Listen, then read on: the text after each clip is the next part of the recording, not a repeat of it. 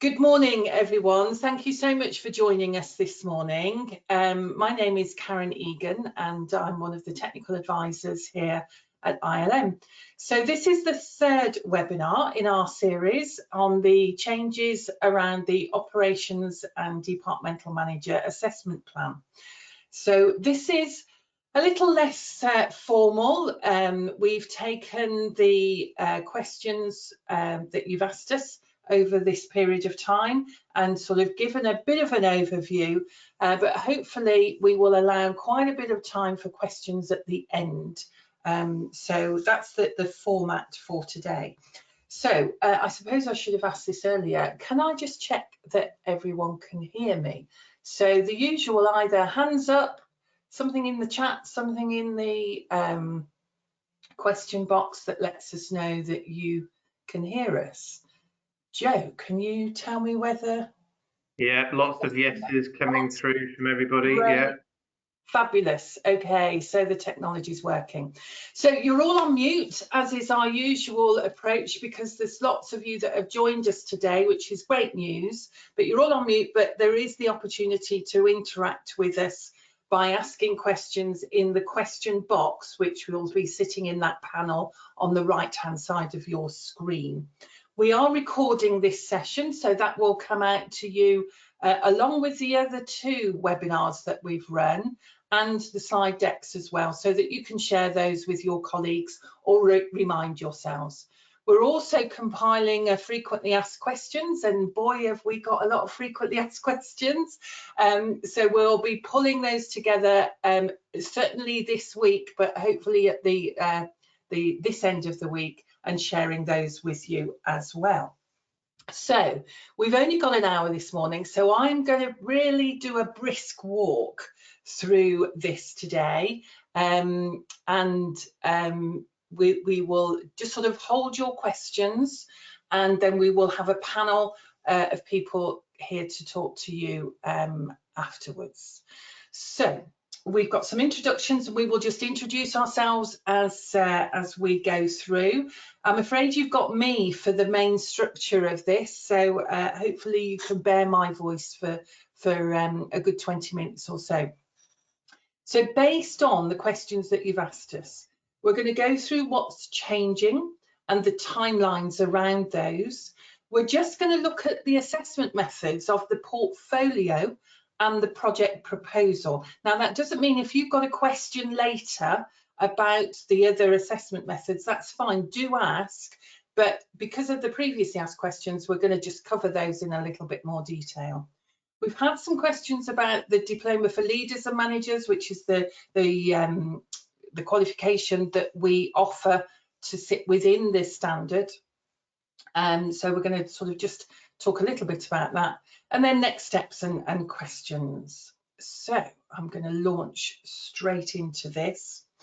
So this is around what's new on the assessment plan. What are the key changes? So currently there is a test, but there will be no test in the new assessment plan. Okay, so that is being removed. This is just to say the current assessment plan will continue as it is, but this is a new one. So if you opt for the new assessment plan, then there will be no test. The portfolio is still required, but it will not be assessed. It underpins the professional discussion, but we can't stress enough how important it is to still have a really robust portfolio. There's a change with the portfolio as well about when it's submitted. Currently, you're submitting it for the current version 2 weeks before you have the face-to-face EPA, but now it needs to be submitted at Gateway. There's now guidance on the amount of evidence, and that is 20 pieces of evidence, and we'll talk a little bit more about that in a few moments.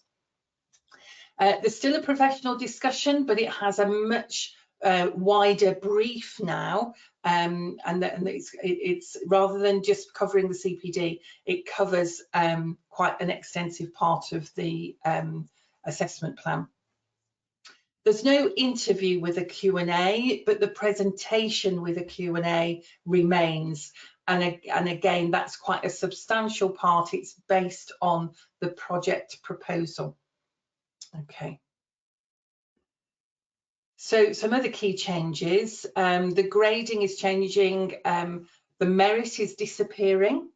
And this is generally the way that IFATE are moving with all of the standards, that they're going from pass straight to distinction. Currently, if you fail the first time around and you resit, you can still achieve a distinction. However, with the new assessment plan, that will be capped at a pass. Okay, so and the way the assessments are calculated is changing quite significantly as well. So previously, your overall grade would be based on how many of the assessment criteria you hit, and you needed to hit 50% to gain a pass. But however, now you will need to pass all of the pass descriptors to achieve a pass. There was no distinction criteria on the current one because it was based on how many of the criteria you hit. So the more you hit, the higher the mark that you got. But there is very clear distinction criteria now. And again, you have to hit those, all of them, to gain a distinction. Okay. There are clear grading descriptors as well. So as you can see, the current assessment plan is about quantity, how many of the criteria have you met, whereas this is much more qualitative, so a much more sort of rounded approach to meeting the knowledge, skills and behaviours within the standard. And what we're doing within our feedback to you when a learner fails is to show very clearly where the learner has done really well, where they've achieved the distinction and where they've achieved the pass. So, you know, they've got a clear understanding about when they've done really well. So moving into a little bit more detail around the assessment methods. This is the first one, which is around the professional discussion, which is underpinned by the portfolio of evidence. So the knowledge, skills and behaviours took quite a linear approach in the current assessment method, but now those knowledge, skills and behaviours are grouped together into what we're calling descriptor groups.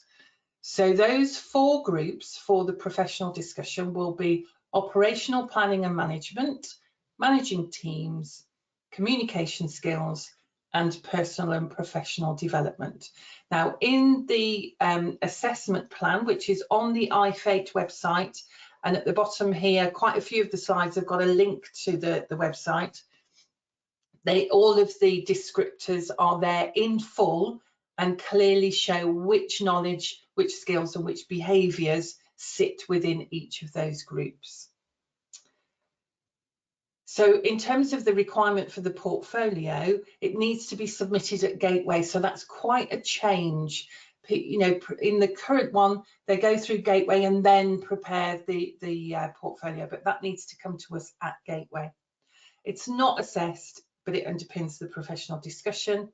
It needs to have a mapping document accompanied with it so that it's clear where the evidence is shown.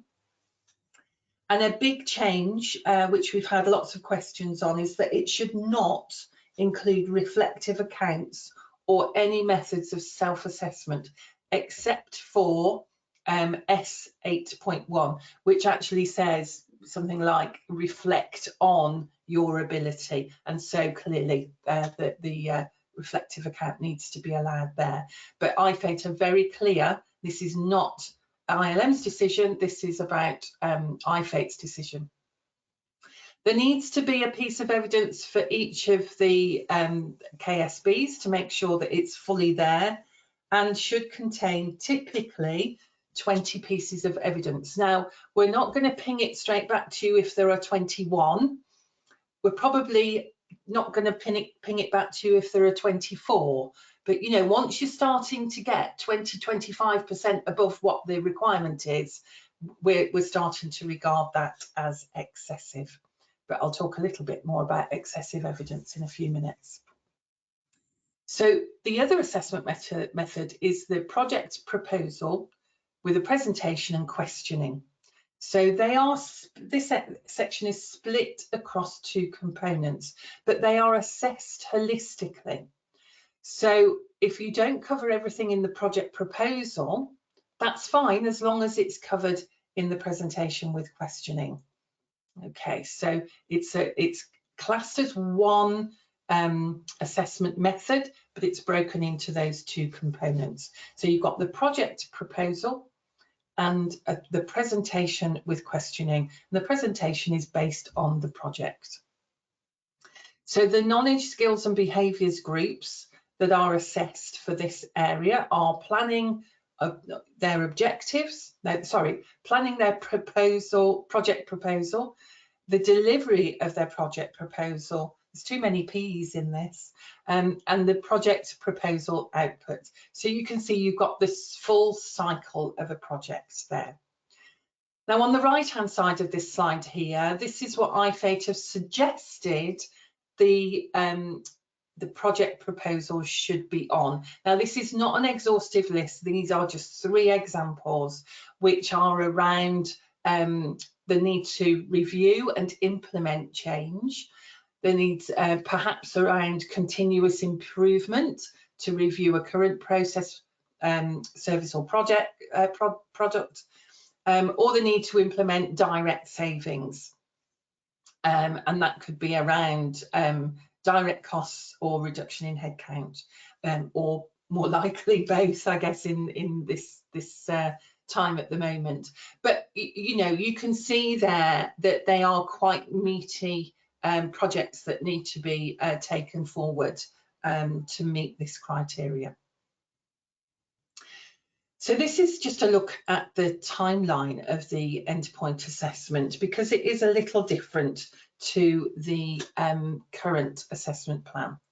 So at Gateway, along with any functional skills requirements, there needs to be the portfolio submitted and a brief summary on a project proposal. Now, I'm not going to go into the detail of that brief summary because we've covered that in webinar 2. So if you weren't able to join us for webinar 2, don't worry, we'll be sending you the recording of that, that webinar as well. And that will be uploaded either to EPA Pro or to our EPA portal, depending on when you're doing it. We're just transitioning to our new bespoke EPA Pro system, but you may still be on our portal at the moment.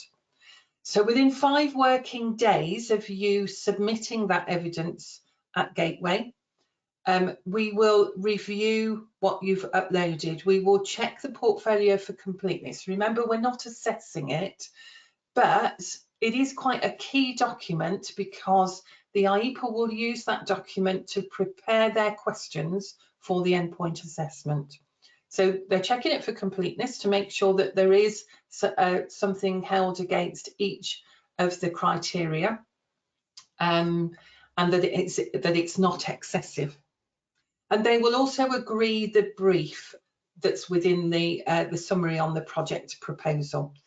Okay, so very clear here, this project, the project proposal is put forward at Gateway, and then the project, it begins its implementation post Gateway.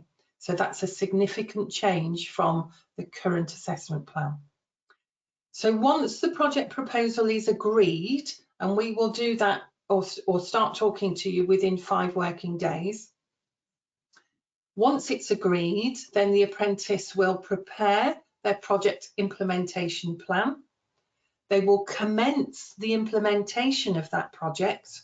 So it doesn't need to be completed, but it needs to be started. And they will prepare and produce the presentation.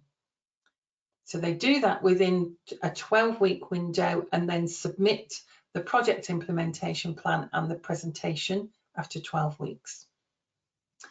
The IEPA, the Independent Endpoint Assessor, will then have 2 weeks to prepare their presentation, their questioning in time for the face-to-face endpoint assessment.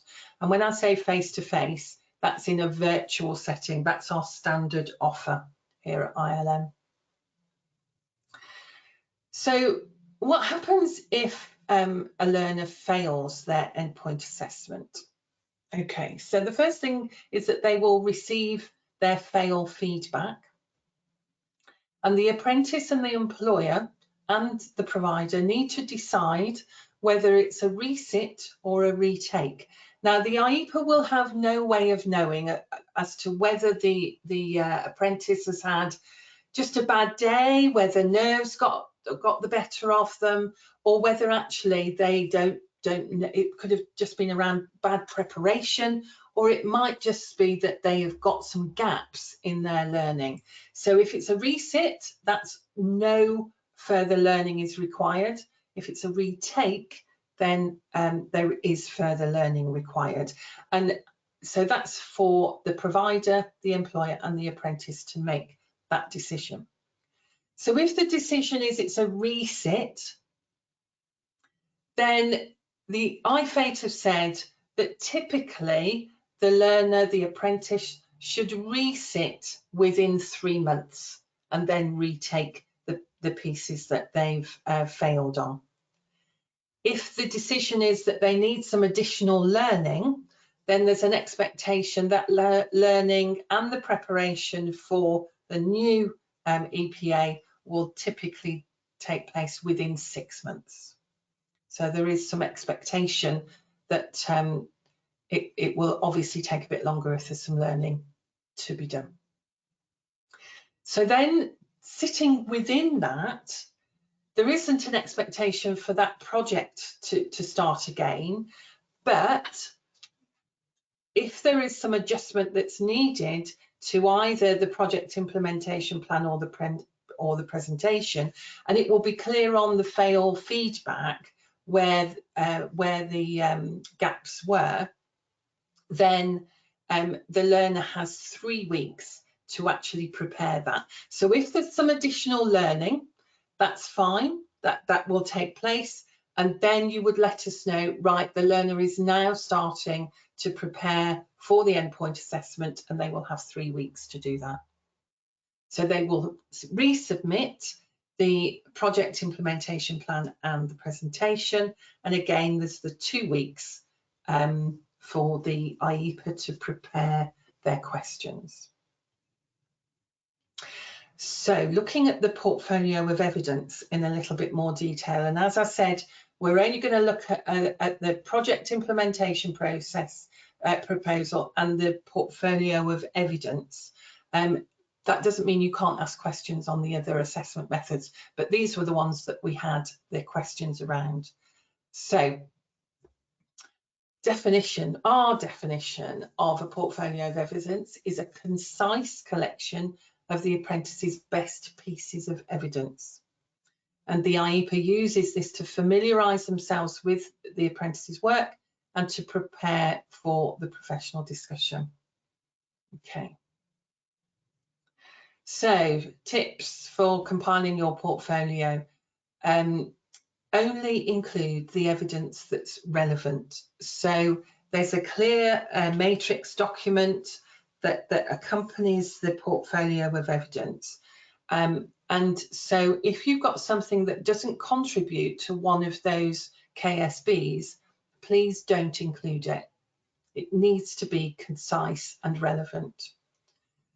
It shouldn't contain any reflective accounts, and it shouldn't include any case studies. We've had clarification from IFATE that that case studies are not allowed. There is an expectation that the apprentice should have the opportunity to demonstrate all of the KSBs across the standard. Now, I know that in some areas, in large organisations, particularly in the public sector, potentially they at this level, they still won't be a budget holder. So that what you will need to do as the provider is pick that up very early, pick that up right at the beginning, and work with the employer to make sure that they do have that opportunity to gain that that evidence. Potentially, if I continue with the budget situation, is to ghost manage a budget. So they would work with the budget holder, but they would be given all of the information to manage that budget, but obviously they would be ghost managing it rather than actually making those business decisions. So again, case studies, not appropriate evidence. So a witness testimony is quite a key document really, and covers can cover several areas of the standard and can be written and updated throughout the apprenticeship. There needs to be clear timestamps and clear mapping to where the evidence is being mapped to. But a witness testimony is a really good way of sort of supporting that requirement for independent evidence. Please do use the sample evidence matrix. Now it's mandated within the assessment plan for this new assessment plan. It enables the IEPA to quickly find the evidence. And all of us have assessed before, haven't we? And it makes it so much easier to give the marks if it can be easily found. So clear, accurate referencing to show how the candidate has met the descriptors is key to this. Consider recording a professional discussion to include an assignment for the knowledge, but again, keep it concise, only include what's relevant, and make sure it's clearly mapped on the matrix. And again, talking about relevance, make sure that, if you've got 6 pieces of evidence that show a learner chairing a meeting, just give us the best one. We don't need to see that progression. We only need to see how brilliant they are now. Audio and video files should be less than 60 minutes in total. Okay, they should be time stamped as well. So on the matrix, it should clearly direct the IEPA to the specific part of the recording where the evidence can be found. And make sure, just have a listen to them before you submit them, because we have had them that we can't hear them. They're too crackly and jumping around. So just make sure they are of good quality. And just one point, and it's a big point that I've missed off this slide, when you're submitting the documents within the portfolio, there should be no embedded documents. We need to have and hold the evidence within our systems. And so embedded documents often, because we're in a secure environment when we're looking at these, we can't access them. So make sure they are documents in their own right and not going off onto different sites or into any of your systems, because we just can't access them. So just make sure again that you take that holistic approach. And I mean, I bang on about this all the time, and it's my one example that I use, and apologies for listening to it again. But if you're chairing a meeting, you can have several pieces of evidence that we would class as one bundle. So we're happy to receive a bundle of documents that would class as one piece of evidence. Now, that doesn't mean you can bundle 20 randomly selected pieces of evidence and put them into one folder and class them as a bundle. They have to be able to relate to each other, okay? And they should then demonstrate a holistic approach and evidence several criteria. So my example of chairing a meeting, so what would you include there? An agenda, most definitely, notes, minutes or actions from the meeting, a short video potentially, and a witness testimony would be a great piece of evidence there. So that would be 4 documents that sit within that one bundle that we would class as one piece of evidence, because they all relate to each other. So we would class that as one. So what you've got there is something that would show how you have communicated perhaps the organisation and organisational vision and goals. So that links to operational planning and management. It would potentially also demonstrate how the learner has built trust, shared good practice and worked collaboratively. So that links to communication skills. And it may also have demonstrated how the learner has demonstrated that they are a role model. So that links to personal development and professional development.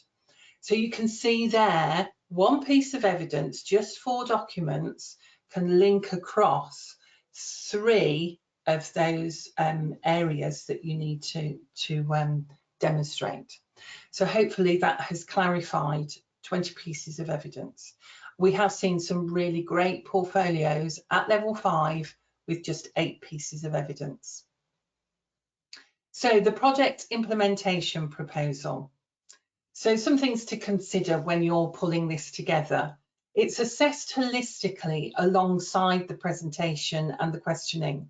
So make a conscious decision about how, when you've got the time, when you are planning and writing your project implementation proposal, what criteria you're going to meet. And you need to be clear, the learner needs to be clear which criteria have been met in this. So is the intention for all the pass and all the distinction criteria to be met within the project implementation plan? Or are they going to say, well, I'll just meet the pass criteria and then I'll go to distinction level for the presentation, or a combination of the two? But you know, it's a conscious decision that you need to make, and the apprentice needs to be very clear about where their weaknesses are in the plan, in the project implementation plan, so that when they go to their presentation, they are really sort of emphasising those areas that are potentially weaker in the project implementation plan. Do use the matrix, that's a requirement, so that you show precisely where in the plan it maps to the knowledge, skills and behaviours required for this assessment method. There is quite a limit of 4,000 words. You have a 10% leeway at the discretion of the apprentice, so they can go up to 4,000 words. Use them concisely, because it might sound like a lot of words, but it does disappear quite quickly. There is no template, but work to the headings in the assessment plan and understand precisely what criteria is required to be met in each section. So is it under planning, is it under delivery, or is it under output? So there's quite a clear structure that is set within IFATE's assessment plan. And we've also had a few questions around our diploma for leaders and managers. And as most of you will probably know, we developed this qualification when the standards were introduced, and it's designed to fully meet the knowledge, skills and behaviours on programme. Now, the knowledge, skills and behaviours have not changed in this standard. It's purely how the assessment is how the knowledge, skills and behaviours are assessed. So, the qualification is still fit for purpose, but it's probably, in terms of the assessment methods, not as good a fit as it previously was. So not only does it follow the knowledge, skills and behaviours, what we did was make sure that the assessment methods in the qualification were the same as those in the assessment plan. And so it needs some adjustment now. Now we are looking at whether we can change this to make it more relevant. You know, it's still a diploma size qualification, so there is an assessment requirement throughout the on programme if you take the qualification that perhaps isn't there if you're not doing the qualification. Obviously, you will still be doing checks and balances throughout the on programme, and the qualification is still a robust way of checking the learner's progress as they work through, and it's still very relevant for version 1 and 2 of the assessment methods. But just be mindful right at the beginning that the assessment methods are have changed. Okay, so that's all the content that I wanted to share with you. And what we're going to do now is open it up to your questions, really. So is there anything that you've heard over the last 3 webinars that are coming to mind that you want us to answer? So we have 3 people joining me on this panel. We've got Giusy Polizano, who is our development manager. We've got Maurice Hole, who is our EPA partnership manager, and Joe Ballantyne, who's the ILM industry manager. So Joe is our quiz master today. So Joe, do we have any questions? I'm sure we do. We do, and can I check, can you hear me okay? Yeah, I can hear you fine. Excellent, yes, no, we do have some really good questions actually. And just to echo your point, Karen, you know, please do continue to ask questions in the question function, and we will get through these hopefully in the next 30 minutes. So I think there's a question here to kick us off. And the question is there a requirement to cover 100% of the standard in the discussion, in the professional discussion? So I wonder whether we could just give a little clarity as to kind of how the standard is split across the 2 assessment methods. I think, Karen, that's probably a good one for you. Just yeah. Okay, shall I wander back to the relevant slide? And it was the professional discussion, was it? Yes. Okay. So in the professional discussion, it needs to cover the knowledge, skills and behaviours within these groups. So operational planning and management, managing teams, communication skills, and personal and professional development. Does that answer the question? And then for the project proposal, it's these 3. That's great. Thank you, Karen. It's probably just worth just pointing out that obviously what the Trailblazer Group has done is to split the standard across the 2 assessment methods, and so therefore there's no double assessing. You have to meet 100% of the standard, but that 100% has been split across the 2 assessment methods. Yeah. So learners will only be assessed once, but obviously across the 2 methods. Yes, the only area where there might be some duplication is across this area, the project proposal and the presentation with questioning, because that's holistically assessed. You know, you've got the project proposal and the presentation. There may be some clarification, some overlap that happens between those, but it's assessed holistically. And you're right, Joe, it's just about those knowledge, skills and behaviours that sit within those groups are assessed once. That's it. Perfect. Well, I hope that answers that question, but if it doesn't, please do ask a follow-up question. Okay, so the next one we've got here is just, I think, really clarification as to our time scales for publishing our guidance documents, because somebody's stated that they can't find them, and you're absolutely right, you can't find them because we've not published them yet. So Giusy, I wonder whether you can just confirm when the documents will be available to customers. Sure, Joe. Good morning, to everyone. The documents will be published on the 15th of January, when we are going live for registration for this product. Wonderful, thank you, Juicy. So just to add to that, is these webinars are really giving you an early sight and early information to obviously all of these changes, but our formal open date, if you will, is the 15th of January. That's when registrations will become open, and that's when all the documentation will be available.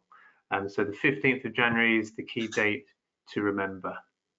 But might be worth adding here, Joe, that iFate published these the new assessment plan on the 21st of October, if my memory serves me right. Yeah.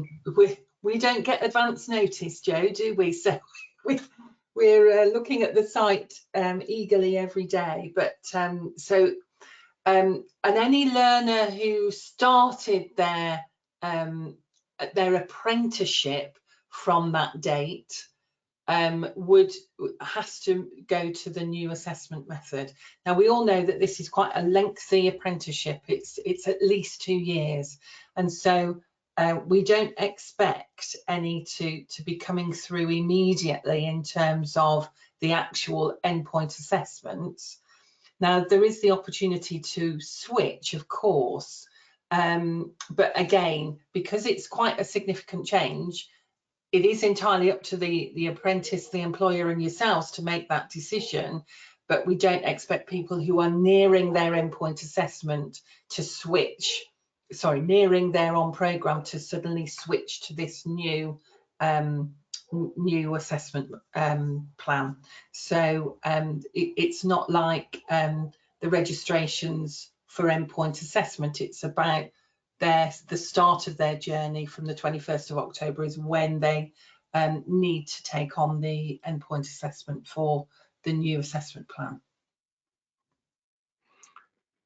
Thanks, Karen. I think that's really, really important. Sorry, that's my dog. Cue the postman. Close that door. Sorry about that. Okay, so moving on to the next question. I'm running through these in time order, so we get to everybody's question, hopefully. Okay, so I think this is a really poignant question, and you touched on it in your slides, Karen. But there's a little confusion between the project to be used for EPA and that for the on-programme learning. So the question is, can we just confirm that to demonstrate the programme learning is a separate project that is completed for Gateway compared to on-programme? So are they separate?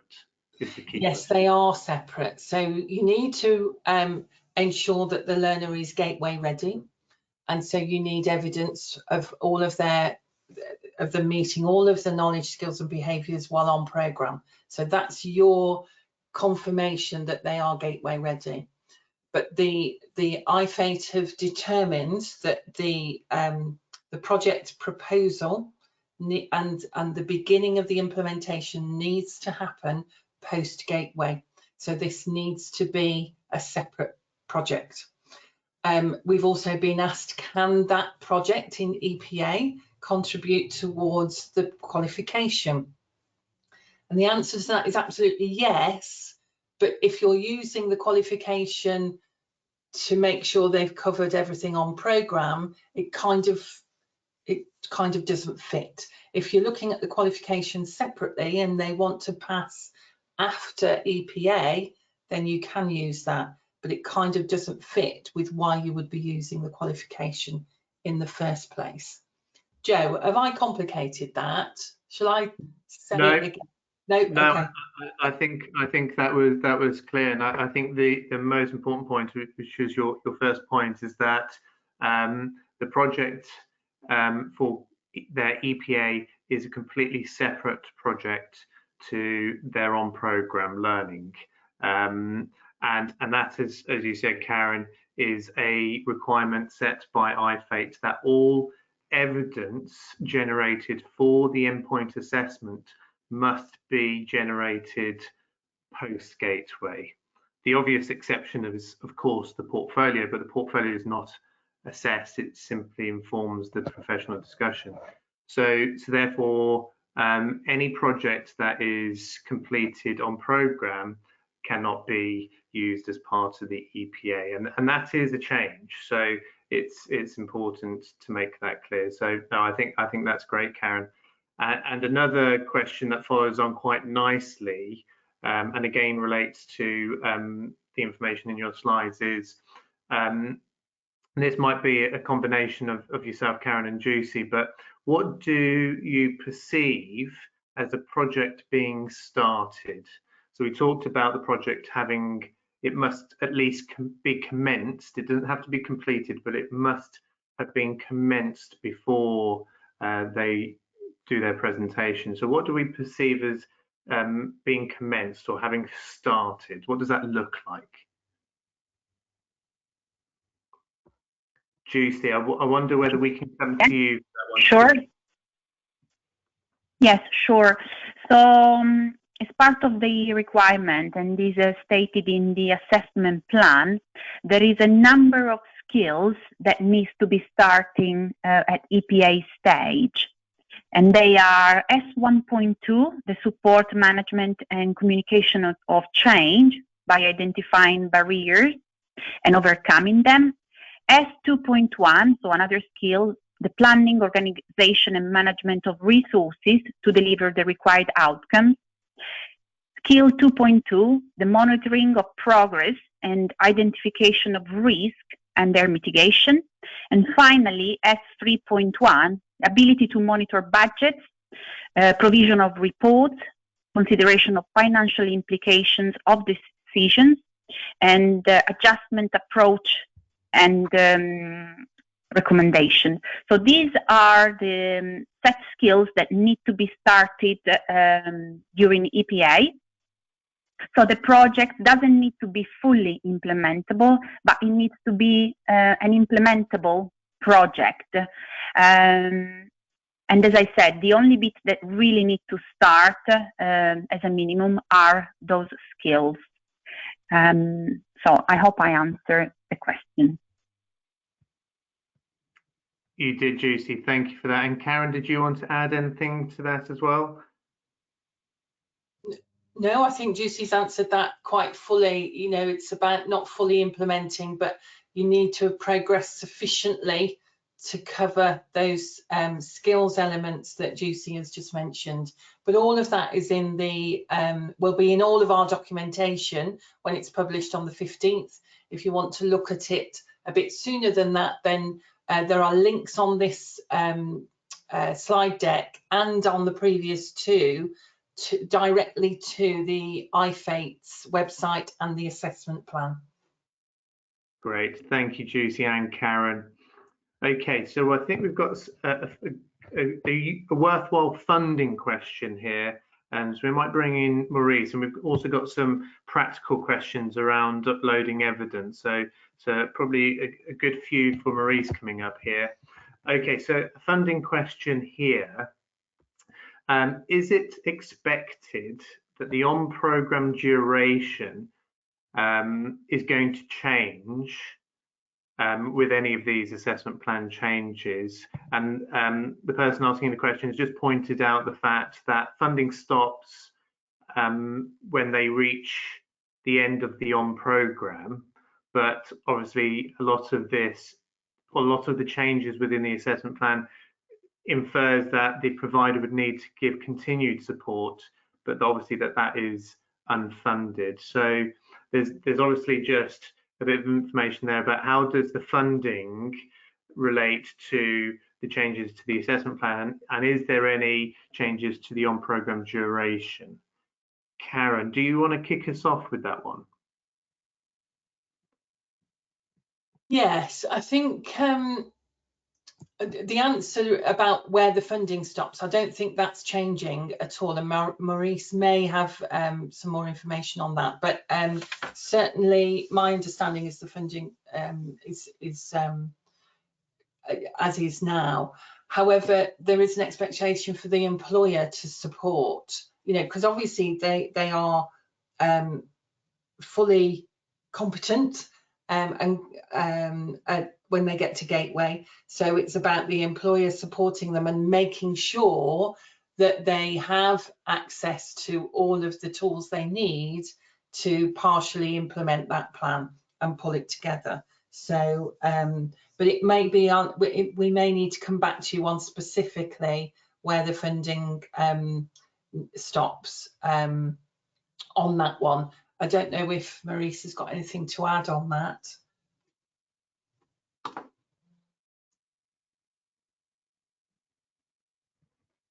Don't know if you're talking, Maurice, but we can't hear you.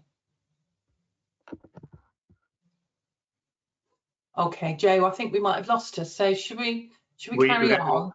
Let's carry on, absolutely. And just to reiterate your points there, Karen, that I think what's really important about when an apprentice reaches Gateway, that is a full agreement between the learner, the employer and the provider that the apprentice is ready to go through to their endpoint assessment. And really that once they hit the Gateway, that is then when the apprentice and the employer really move forward into their endpoint assessment. So it's really important that that's a fully joined up agreement before they move forward to Gateway. Okay, so some questions around, I think this was at the point you were talking about the portfolio, Karen.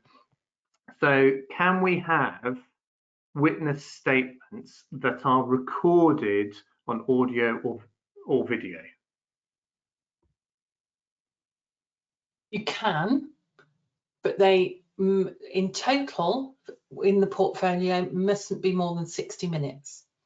So if you've got other videos and it takes you over the 60 minutes, it's a requirement in IFATE's assessment plan that they should not exceed 60 minutes in total. So just be mindful of that.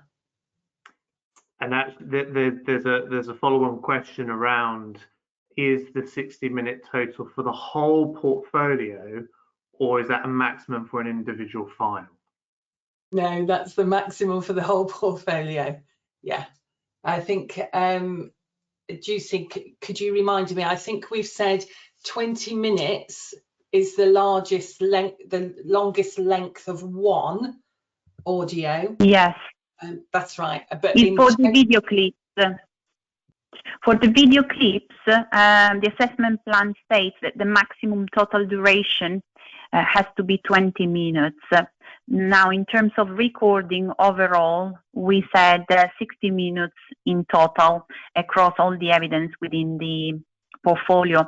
And I mentioned it in the second webinar, but just wanted to say that if you are producing an audio or video witness, yes, be mindful of the length, video clips maximum 20 minutes and overall 60 minutes recording.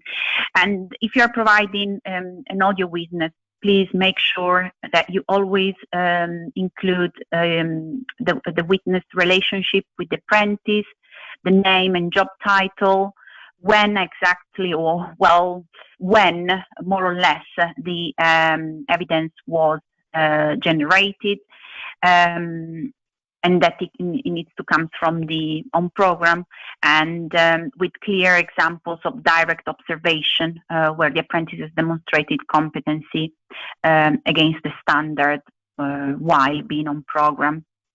So it's very important that the witness testimony provide all these details to make it valid, as a valid piece of evidence.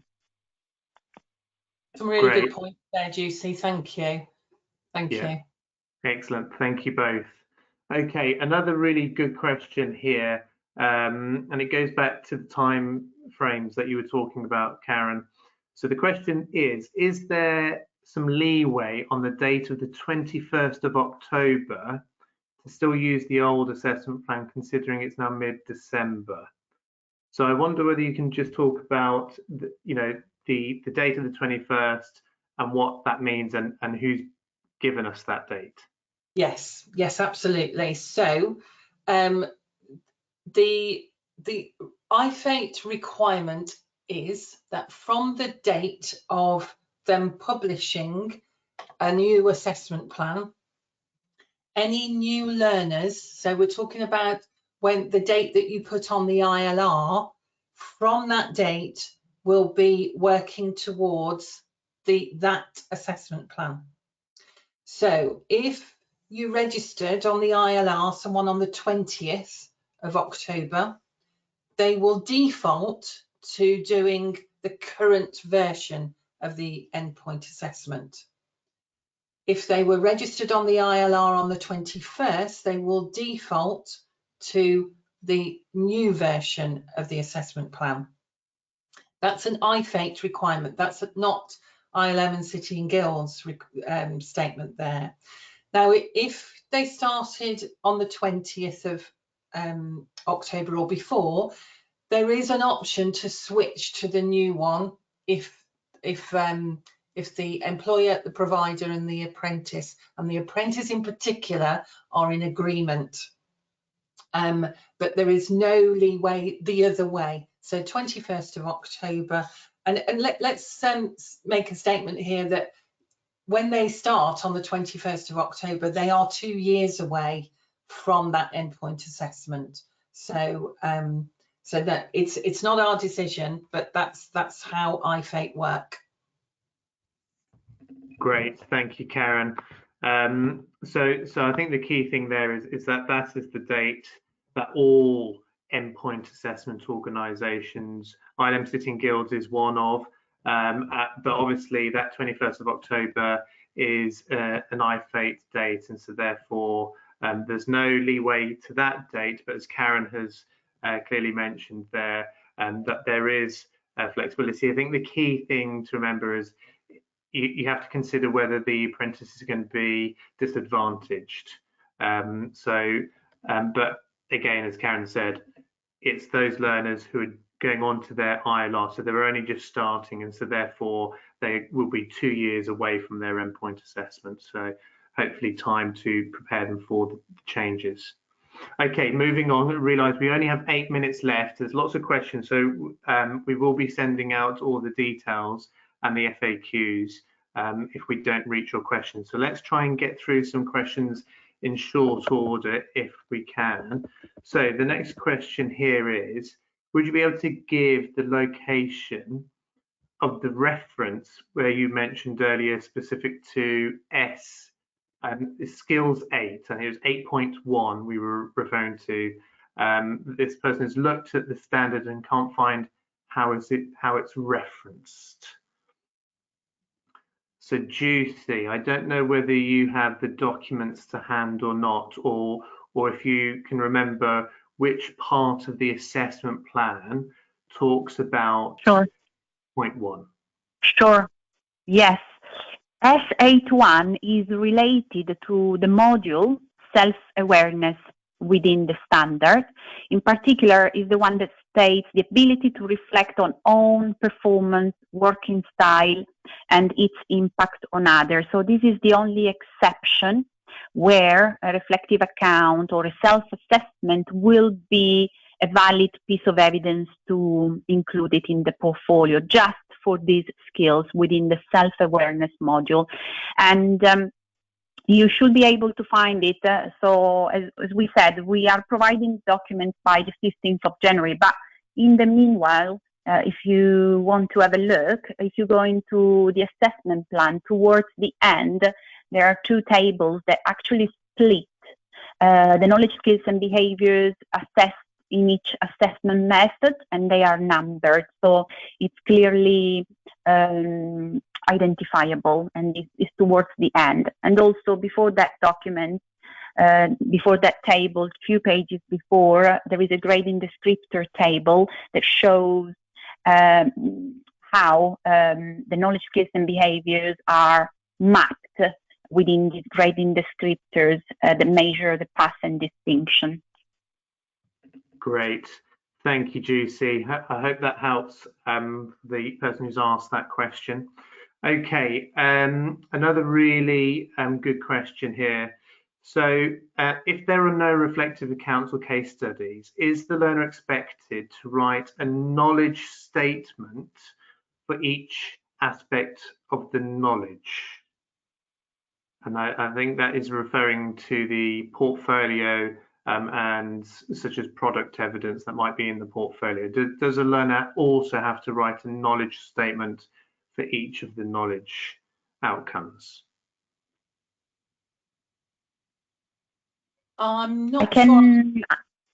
Go on, Juicy, because I'm not sure I'm understanding the question. I will try to answer it in the best way if I understood it. Basically, the knowledge needs to be visible through product evidence.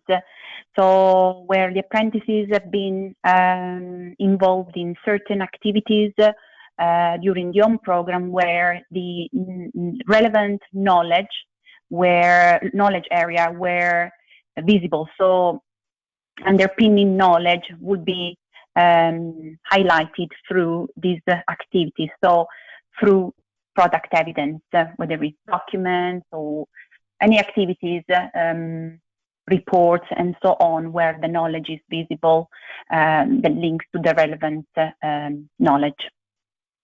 Great, thank you, Juicy.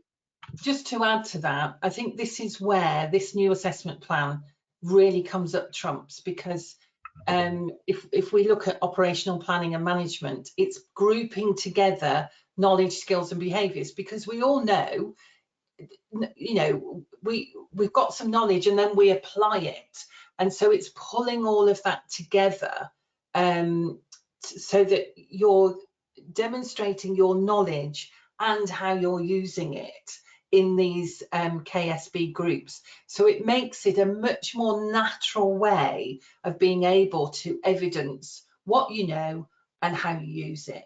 So I hope that's answered the question, but I don't think we're looking for a separate knowledge statement. Just when you've got your head around those groupings, I think it will just become a much more holistic approach to how you tackle all of the assessment methods, really. Yeah, I think that's a really, really good point from you both. Absolutely good. Okay, we're probably how long? 2 more minutes of questions. So there's a question around will we get automatic approval? So the answer to that is if you are already approved, then you will receive automatic approval. We will ensure that that's in place before or by the 15th of January. So you don't have to, if you are already approved for EPA or for EPA for this standard, then you don't have to do anything. We will do the back end work. Okay, Karen, how are we for time? How many more questions would you like, or do we want to go back to the slides and confirm contact details of how to contact us thereafter?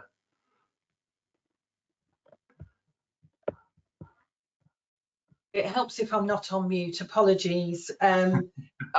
We've got, it's 10:28, so let's do one more question and then we can close on time. Okay, great. So let's finish with, so let's have a look at something that we've not touched on at all. While you're looking then, Joe, Yes. one of the previous questions was asking where specifically in the assessment plan does it say you can't have reflective accounts with the exception of S8.1, and it's on page 5. So I've been flicking through where under EPA Gateway, it's on about the portfolio, and it says here it should not include reflective accounts or any methods of self-assessment except for evidence for S8.1, and that's on page 5 of the assessment plan. Great, thanks, Karen. And I think that's really important, actually, that people know, you know, that obviously a lot of this guidance that we're giving has come from that assessment plan, which has obviously come from IFATE. So this is us helping you understand what's in there. And one last question, I think, Karen, is quite an easy, straightforward one, but worthwhile answering. Can you remind us, please, does the IEPA give the apprentice the topic for the presentation, or is that generated from the apprentice for this standard? No, it's I wonder if that's someone thinking about the team leader one, where the presentation is allocated by the EPAO. But the answer is for the project, no. I mean, it has to cover all of the requirements, the knowledge, skills and behaviours as set out within the assessment plan. But the topic is purely yours, and you know, if we've got 100 learners going through, there will be 100 topics. So it has to be a real business undertaking within the workplace, and so no, we very much that sits with the apprentice. Great, thanks, Karen. Well, I think we're run out of time for questions. So I shall hand back over to you, Karen, to wrap up. Thank you. So, so in terms of next steps, what we'll be sending through to you are the slides and the recordings from webinars 1, 2, and this one, webinar 3, which covers what's changing, best practice for the new assessment methods, and this Q&A session. We've been gathering throughout frequently asked questions, and we will add any questions from this webinar into that document and get all of those out to you very quickly. We will also be sending you some further information on our EPA Pro platform. Maurice has been poised, ready to talk about it should there have been any questions, but we were going to send you some slides out which have some contact details if you want to ask any more questions. It's the platform that we are rolling out across to all of our customers for specifically for booking EPA activities, and by the end of February or end of March, Maurice? February, I'm back. Sorry, I lost connection earlier, so apologies for that. Yes, it's the end of February. We hope to get it rolled out to everybody. So our contact details will be on the next slide. So please feel free to contact us for support or information regarding that. Brilliant. Okay, thank you for that. So that should give you some more information. But if you've not already moved across to EPA Pro, we will hold your hand all the way. There's lots of guidance. We'll be in touch with you, and we will make sure that's a smooth transition for you. And just here's different ways of keeping in touch with us. And we're quite active on our social media. And sign up to any of our new activities that are coming up. So thank you for listening today. It's been great to see the popularity of these events, and just keep your questions coming if you have any further questions to add as we start to roll this out. And thank you for joining us today. Goodbye.